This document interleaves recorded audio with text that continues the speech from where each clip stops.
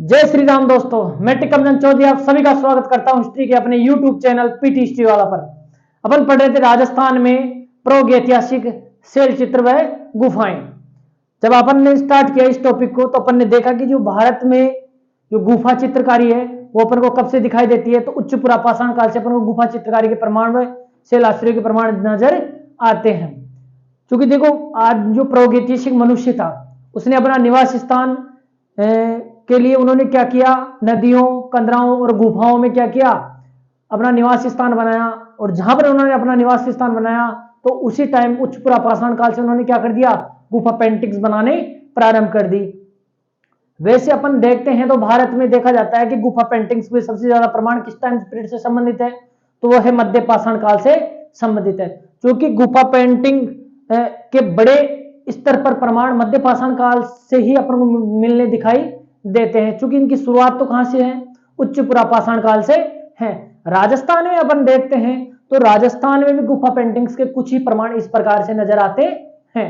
फिर अपन ने देखा कि राजस्थान में जो गुफा पेंटिंग्स के जो प्रमाण नजर आए हैं वो कहां से आए हैं, आपकी अरावली पर्वत श्रेणी और चंबल नदी घाटी से। यानी मैं कह सकता हूं कि राजस्थान का जो मध्यवर्ती क्षेत्र है उससे अरावली वाला और दक्षिणी पूर्वी जो पठारी क्षेत्र है उस क्षेत्र से अपन को क्या मिले हैं, गुफा चित्रकारी के प्रमाण मिलते हैं। और बहुत सारे आदि मानव यानी प्रागैतिहासिक मानव के क्या मिले हैं, शैलाश्रय मिले हैं, जहां पर मनुष्य क्या करता था, अपना निवास स्थान बनाता था।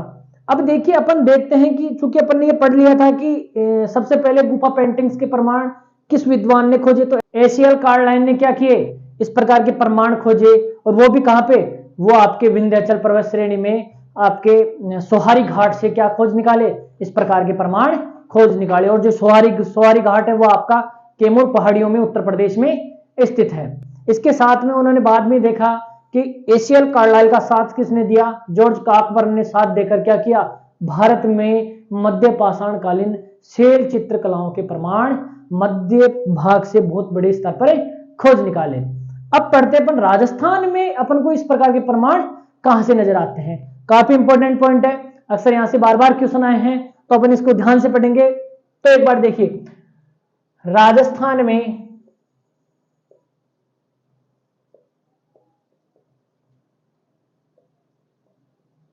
गुफा चित्रकारी व शैलाश्रयों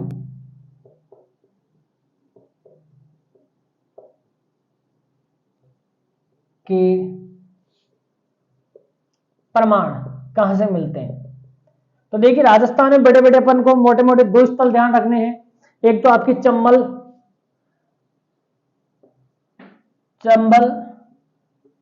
नदी घाटी, मैंने पहले बता दिया है।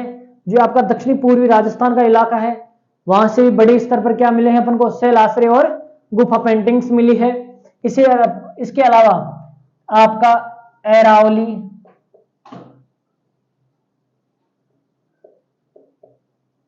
पर्वतमाला, कौन सी, आपकी अरावली पर्वतमाला जो राजस्थान के मध्य से होकर गुजरती है, उनसे अपन को क्या मिले हैं, गुफा पेंटिंग्स के प्रमाण में शैलाश्रय के प्रमाण मिले हैं। क्यों मिले हैं, क्योंकि मैंने बताया है कि जो मनुष्य था उस समय का प्रागैतिहासिक मनुष्य था, वो इन्हीं पहाड़ियों को या कंदराओं में अपना निवास स्थान बनाया करता था। और उन्होंने क्या किया, वहीं पर क्या किया, इन पेंटिंग्स का निर्माण किया। अब मैं एक एक करके अपन एक एक के बारे में पढ़ेंगे। तो मैं पहले बात करूंगा चंबल नदी घाटी की। किसकी, चंबल नदी घाटी। क्योंकि जब भी मैं चंबल नदी घाटी की बात करता हूं तो ध्यान रखना, चंबल में उसकी संपूर्ण सहायक नदियों की बात कर रहा हूं, उस संपूर्ण क्षेत्र की बात कर रहा हूं जहां से चंबल में उसकी सहायक नदियां बहती है। तो उस क्षेत्र में इस प्रकार के प्रमाण कहां से मिलते हैं। तो सबसे महत्वपूर्ण क्षेत्र आपका कोटा, कौन सा जिला है आपका, कोटा। कोटा जिले में कहां कहां से, सबसे महत्वपूर्ण स्थल आलनिया,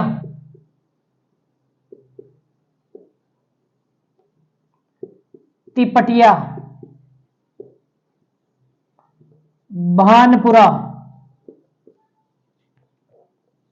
आलनिया, तिपटिया, भानपुरा, इन तीनों स्थलों की खोज मुख्य किसने की थी, इसकी खोज 1978 ईस्वी में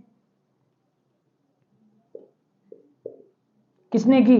खोजकर्ता कौन था? जगत नारायण श्रीवास्तव।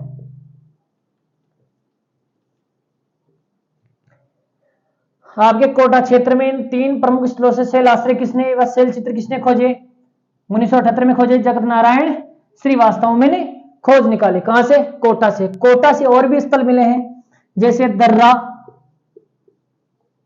और महाकाय सांड। ये वे स्थल हैं जहां से राजस्थान में कोटा वाले क्षेत्र में क्या मिले हैं? शैल आश्रय व गुफा चित्रकारी मिली है। इनमें सबसे महत्वपूर्ण स्थल है आपका आलनिया कोटा। बार बार क्वेश्चन पूछा गया है कि राजस्थान में प्रागैतिहासिक मानव की शैल चित्रकारी से संबंधित स्थल आलनिया किस जिले में स्थित है? तो कहां पर स्थित है बेटा जी? कोटा में स्थित है। इसकी खोज के बारे में पूछा जा सकता है, इन तीनों की खोज के बारे में। तो किसने की? 1978 ईस्वी में जगत नारायण श्रीवास्तव ने की। इसके अलावा दर्रा और आपका महाकाय सांड से भी इस प्रकार के प्रमाण नजर आते हैं। कहां से? चंबल नदी घाटी में। इसके अलावा ये तो अपन ने केवल कोटा पढ़ा है चंबल नदी घाटी में, अभी बूंदी भी पढ़ेंगे अपन, 12 के अंदर ही पढ़ेंगे, और झालावाड़ में भी कुछ ऐसे स्थल हैं। एक बार आप इनका स्क्रीनशॉट लो तो आगे आगे चले। अब देखिए, ये तो चंबल नदी घाटी में पहला स्थल पढ़ा अपन ने कोटा। कोटा के 5 महत्वपूर्ण स्थल हैं, वो आपको याद होनी चाहिए क्योंकि बार बार यहां से क्वेश्चन पूछा गया है। अब अगला देखिए, चंबल नदी घाटी में कौन सा स्थल है आपका? गरदरा बूंदी। कौन सा स्थल है? बहुत ही प्रसिद्ध स्थल है। कौन सा स्थल? गरदरा बूंदी।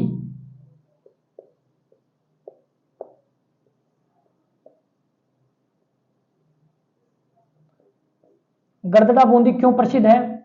इसका बार बार क्वेश्चन पूछा गया है कॉम्पिटिटिव लाइन में आरपीएससी के द्वारा। तो देखिए, गरदरा बूंदी से क्या प्राप्त हुआ अपन को? गरदरा बूंदी से अपन को बर्ड राइडर रॉक पेंटिंग्स मिली है। ये माना जाता है कि पूरा महत्व की सबसे महत्वपूर्ण पेंटिंग्स है। इसके यहां तक भी ये प्रमाण भी देखे गए हैं कि विश्व में इस प्रकार की पेंटिंग के पहले प्रमाण यहां से ही मिलते हैं। तो मैं कह सकता हूं गरदरा बूंदी, पहली बात तो ये कौन सी नदी के किनारे है स्थित है? तो ये देखो, छाजा नदी के तट पर, छाजा नदी के तट पर विश्व की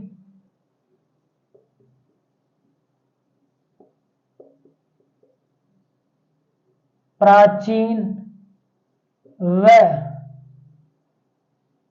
प्रथम bird rider rock painting, bird rider rock paintings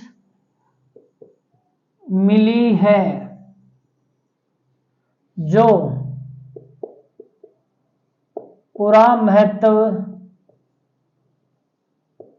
की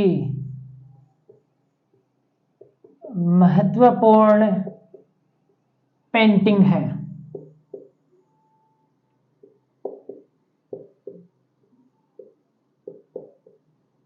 कहां से मिली है?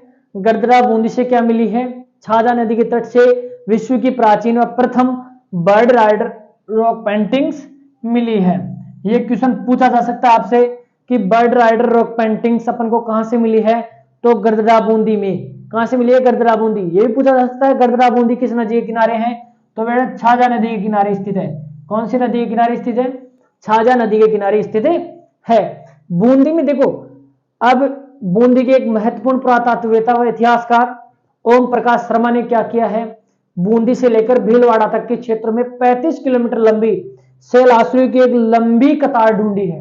जो ये माना जाता है कि विश्व की अब तक की सबसे लंबी शैल आश्रय कतार है। कहने का मतलब 35 किलोमीटर तक शैल आश्रय मिले हैं एक कतार में, एक श्रृंखला में। ऐसे पता चलता है कि इस जगह पर बड़ी संख्या में प्रागैतिहासिक मानव निवास करता था।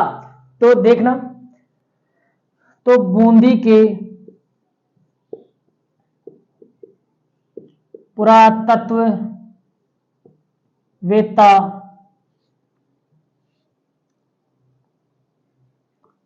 ओम प्रकाश शर्मा ने बूंदी से लेकर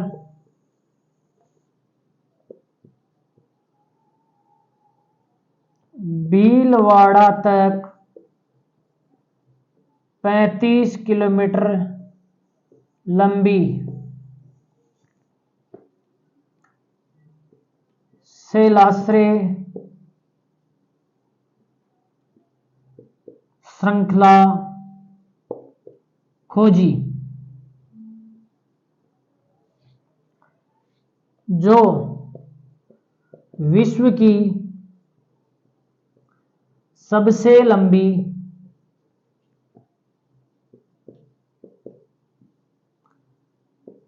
शैलाश्रय श्रृंखला है। कितने किलोमीटर लंबी है? 35 किलोमीटर लंबी है। देखिए, इनमें से जो बूंदी, कौन कौन सा आपका भीलवाड़ा और बूंदी? बूंदी में लगभग 20 किलोमीटर फैली हुई है, 20 किलोमीटर। और आपके भीलवाड़ा में कितने किलोमीटर? लगभग 15 किलोमीटर भीलवाड़ा में फैली हुई है। इस प्रकार कुल मिलाकर टोटल कितने किलोमीटर फैली हुई है शैलाश्रय श्रृंखला?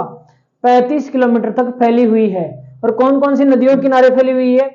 तो नदियां कौन सी है? तो ध्यान रखना, नदियां आपकी रीवा नदी, मांगली नदी व घोड़ा पछाड़ नदी।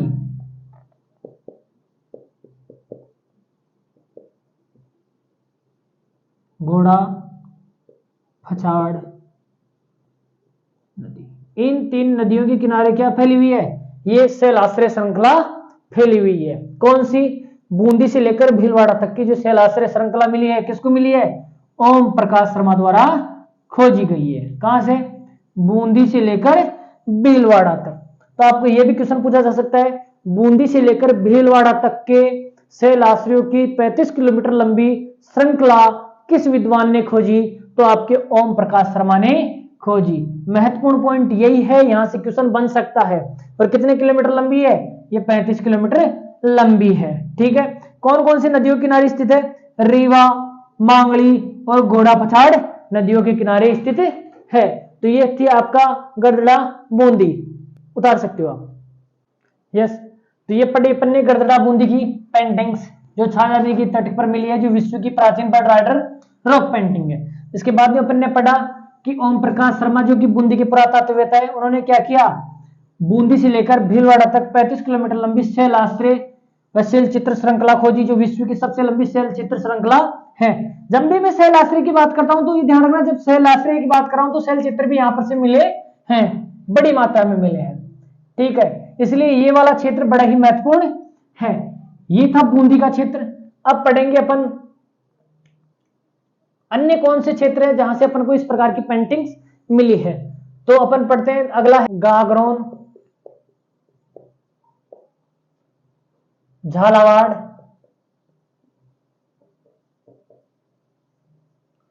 इसके बाद में आता है चंद्रावती, ये भी झालावाड़। ध्यान रखना, इस चंद्रावती से अपन को कैसे चित्र प्रमाण मिलते हैं? तो जो मध्य पाषाणकालीन औजार थे उन पर अपन को रेखा चित्र मिले हैं। तो काफी इंपोर्टेंट स्थल है, ध्यान रखना। यहां से प्राप्त मध्य पाषाण कालीन औजारों पर रेखा चित्र प्राप्त हुए हैं। तो आपसे क्वेश्चन किस प्रकार किया जाएगा इस स्थल का, कि राजस्थान का वह कौन सा स्थल है जहां से मध्य पाषाणकालीन औजारों पर रेखा चित्र मिले हैं? तो कौन सा है आपको? चंद्रावती, झालावाड़ है। इसके अलावा विराटनगर, जयपुर,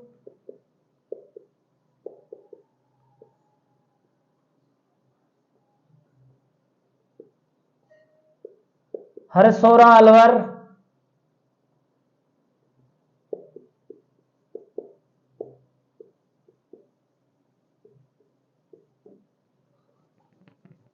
सोहनपुरा सीकर,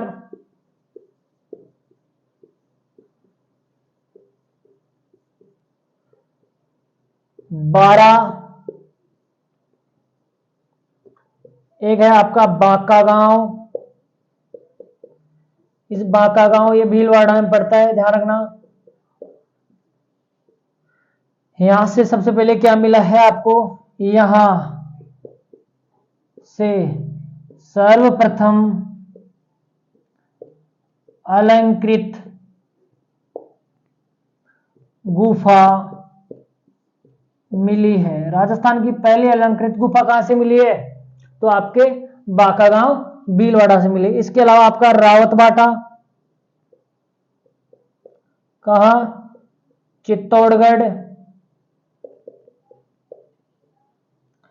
एक आपका डडीकला शैल चित्र, डडीकला,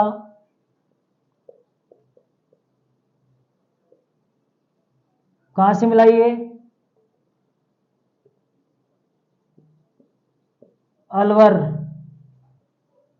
डडीकला शैल चित्र कहां से मिला, यहां से वर्ष 2003 में क्या हुआ, वर्ष 2003 में 7000 वर्ष पुराने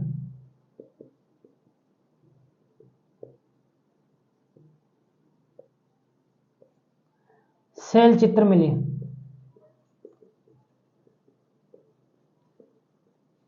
ठीक है, तो ये प्रमुख स्थल है आपके गागरोन झालावाड़, चंद्रावती झालावाड़। चंद्रावती झालावाड़ में यहां से मध्य पाषाणकालीन औजारों पर रेखा चित्र मिले हैं। ये काफी इंपॉर्टेंट स्थल है, ध्यान रख लेना। ये तो आपको याद होना चाहिए कि यहां से रेखा चित्र किन से मिले, मध्य पाषाणकालीन औजारों पर। विराटनगर जयपुर अपन ने पढ़ेंगे, आगे चलकर विराटनगर की सभ्यता के बारे में पढ़ेंगे, तो यहाँ पर सेल आश्रयों के साथ साथ जो सेल पेंटिंग्स मिली है, और उनके अलावा यहाँ पर एक विचित्र लिपि भी दिखाई देती है जिसे शंख लिपि कहते हैं। शंख लिपि के समान के यहाँ पर से चित्र मिले हैं। ठीक है, हरसोरा अलवर है, सोनपुरा सीकर है, 12 जिले से भी इस प्रकार के पेंटिंग्स मिली है। बांका गांव भीलवाड़ा से क्या हुआ है, यहाँ से सर्वप्रथम अलंकृत गुफा मिली है, राजस्थान की पहली अलंकृत गुफा मिली है। और रावतबाड़ा चित्तौड़गढ़ से भी इस प्रकार के शैलाश्रय और शैल चित्र मिलते हैं। एक आपका डडीकलापुरा स्थल है जो कहां पर है, अलवर में। वर्ष 2003 में यहां से क्या मिले हैं, 7000 वर्ष पुराने शैल चित्र मिले हैं। ये राजस्थान के महत्वपूर्ण क्या है, पेंटिंग्स या शैलाश्रय स्थल है, जहां से अपन को क्या मिले हैं, मध्य पाषाणकालीन या मैं कह सकता हूं प्रागैतिहासिक मानव द्वारा इस्तेमाल किए जाने वाले शैलाश्रय और उनके द्वारा बनाए गए शैल चित्र मिलते हैं। अब आप एक चीज ध्यान रखना, राजस्थान में कोटा क्षेत्र से, कहां से, कोटा क्षेत्र से, मैं लिख देता हूं, राजस्थान में कोटा क्षेत्र से मिले शैल चित्रों को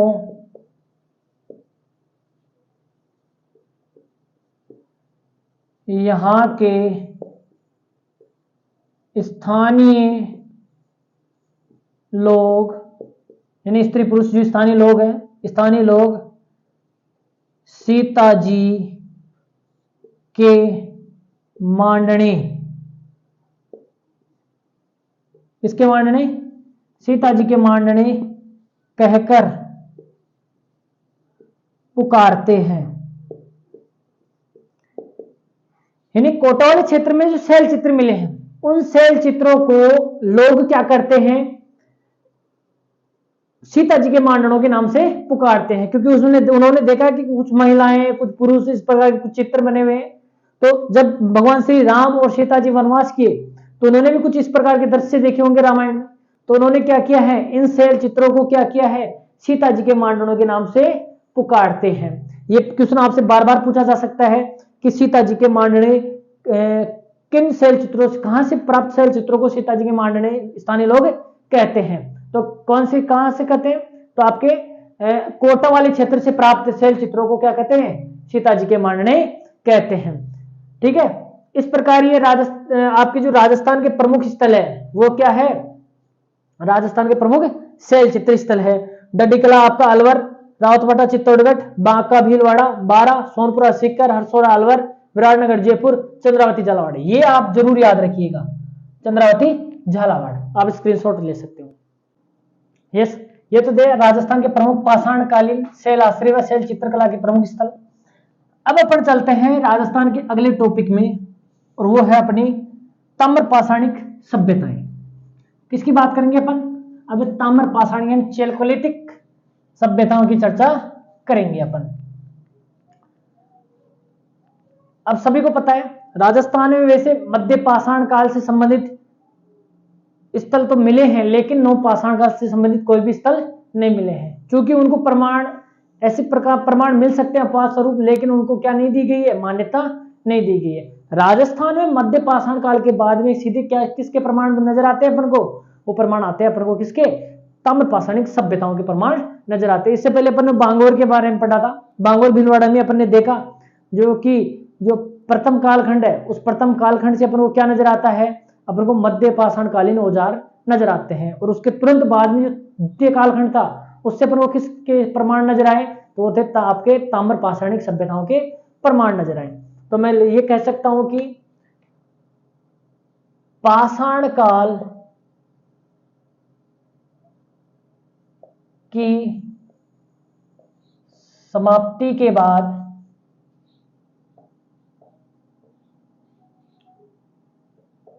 धातु युग का आरंभ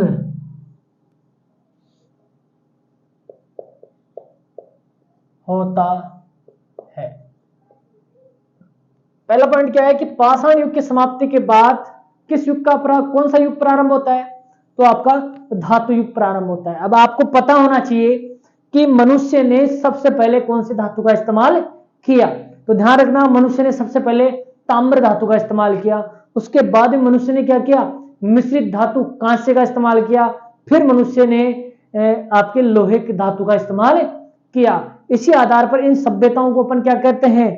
ताम्र युगीन सभ्यताएं, कांस्य युगीन सभ्यताएं और लोहे युगीन सभ्यताएं। क्योंकि इतिहास को अपन इसी प्रकार से पढ़ते हैं। तो मनुष्य द्वारा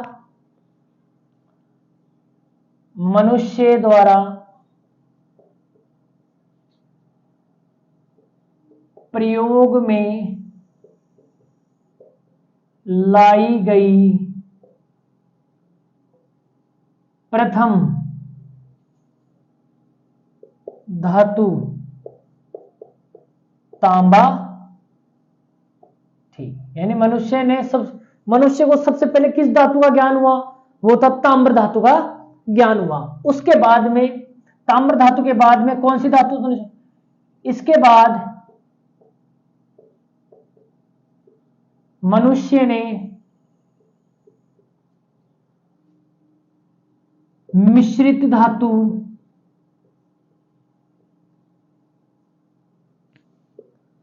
कांसा का प्रयोग किया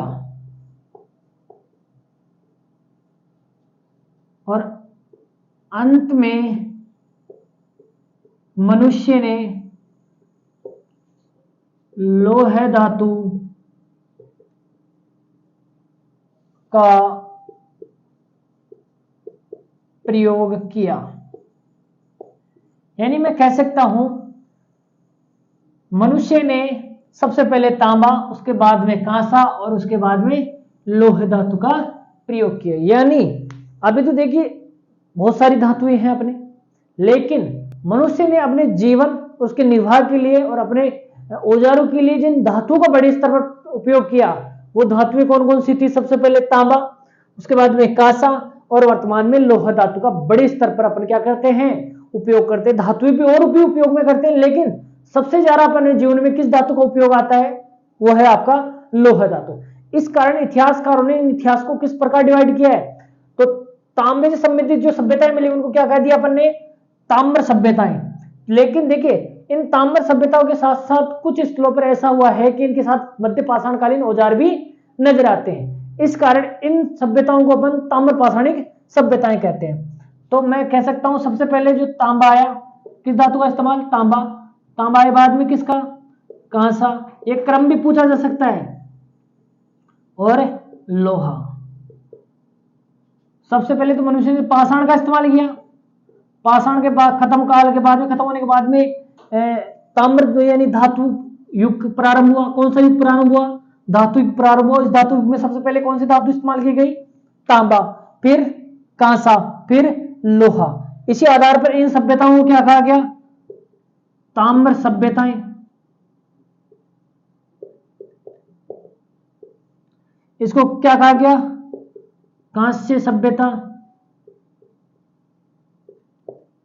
और इसको क्या कहा गया? लोह सभ्यता। क्योंकि आपको पता है आपकी सिंधु घाटी सभ्यता कैसी सभ्यता है? कांस्य युगीन सभ्यता है। और ये कौन सी सब? ताम्र युगीन सभ्यता। अब देखिए भारत के अंदर इस समस्या को लेकर बड़ी समस्या है कि कांस्य युगीन सभ्यता पहले थी या ताम्र युगीन सभ्यता पहले थी। टेक्निकल तौर से ये देखा जाए कि मनुष्य ने सबसे पहले तांबे का इस्तेमाल किया, इस कारण ताम्र युगीन सभ्यताएं कांस्य युगीन सभ्यताओं से पहले आनी चाहिए, यानी सिंधु घाटी सभ्यता से पहले आनी चाहिए। लेकिन कालक्रम के अनुसार देखा जाए तो भारत में क्या हुआ है? कांस्य युगीन सभ्यता पहले आई और ताम्र युगीन सभ्यताएं बाद की में आई। इस प्रकार इसको लेकर क्या है? इतिहासकारों में काफी मतभेद है। तो ध्यान रखना टेक्निकली तौर से क्या होना चाहिए? यही होना चाहिए, ताम्र पाषाण पहले और कांस्य बाद में। लेकिन अपने यहां पर क्या हुआ है? कांस्य पहले आया है और ताम्र पाषाण काल दूसरे नंबर पर आया है। क्योंकि लोह युगीन सभ्यता की शुरुआत तो आपके वैदिक काल से मानी जाती है, ठीक है। तो इस प्रकार ये अपने क्या हुआ? इन लोह युगीन सभ्यताओं का आरंभ हुआ। स्क्रीनशॉट लो। आगे देखिए, आगे अपन देखेंगे कि जो ताम्र पाषाणिक सभ्यता है वो पहले क्यों है और हड़प्पा सभ्यता बाद में क्यों है। इनको लेकर इतिहासकारों में क्या इनके लिए इतिहासकारों ने क्या क्या वक्तव्य दिए हैं उनके बारे में अपन देखेंगे।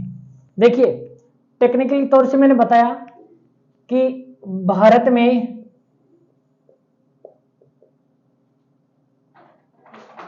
तकनीकी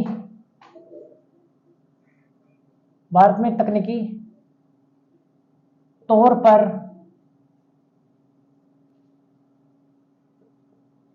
ताम्र पाषाण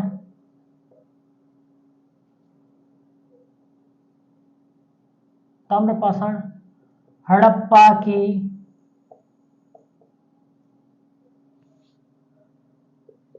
कांस्य युगीन संस्कृति से पूर्व की है, लेकिन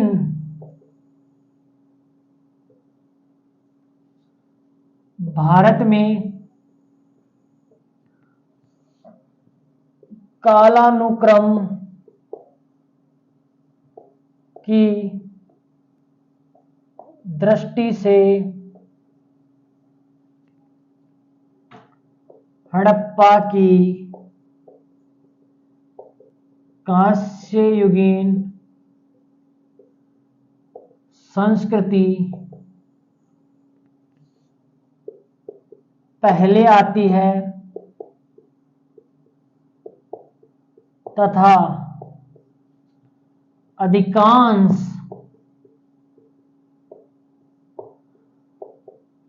ताम्र संस्कृतियां हड़प्पा के बाद आती है।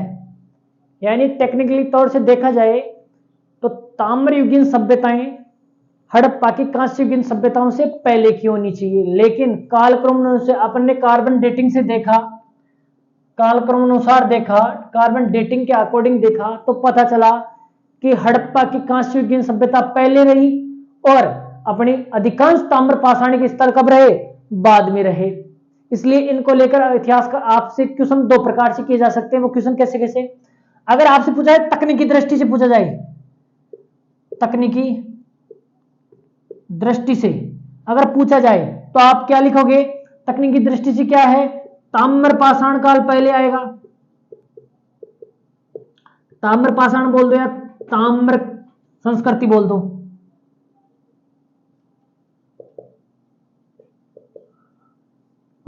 ठीक है। और आपकी हड़प्पा की कांस्य संस्कृति, ये किसके बाद में आएगी? इसके बाद में। किस आधार पर? तकनीकी दृष्टि से। आपसे क्वेश्चन पूछा जाए तकनीकी दृष्टि से सभ्यताओं का कालक्रम होना चाहिए, तो ताम्र पाषाणी, अपन जिसको ताम्र संस्कृति बोलते हैं, वो सबसे पहले आएगी, और हड़प्पा की कांस्ययुगीन संस्कृति बाद में आएगी, और फिर लोहा युगीन आएगी। ठीक है। लेकिन अगर कालानुक्रम की दृष्टि देखा जाए,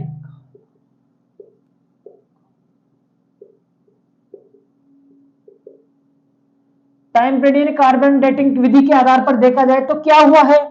अपनी हड़प्पा की संस्कृति पहले है,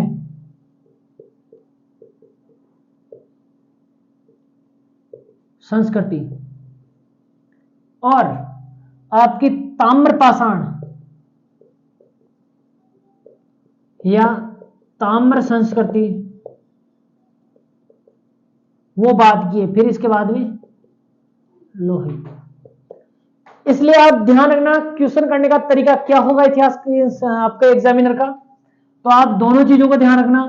अगर एग्जामिनर तकनीकी दृष्टि से आपसे पूछता है कि तकनीकी दृष्टि से सभ्यताओं का कालक्रम बताइए, सभ्यताओं का क्रम बताइए, तो ताम्र पाषाण या जिसको ताम्र संस्कृति बोलते हैं, फिर हड़प्पा संस्कृति, फिर लोह संस्कृति।